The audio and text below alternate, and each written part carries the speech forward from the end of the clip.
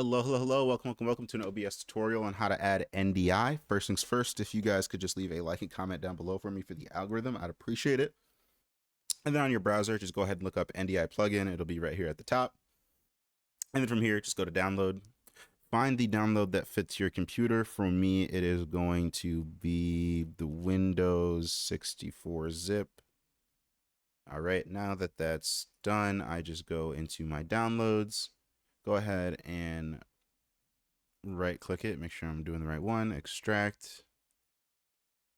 Okay. And then now from here,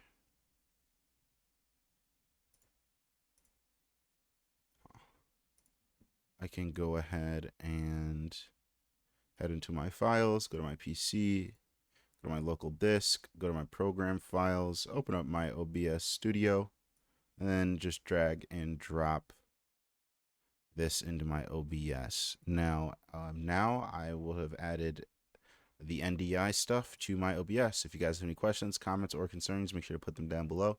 But other than that, it's been an OBS tutorial. Thank you guys so much for watching. Have a wonderful day.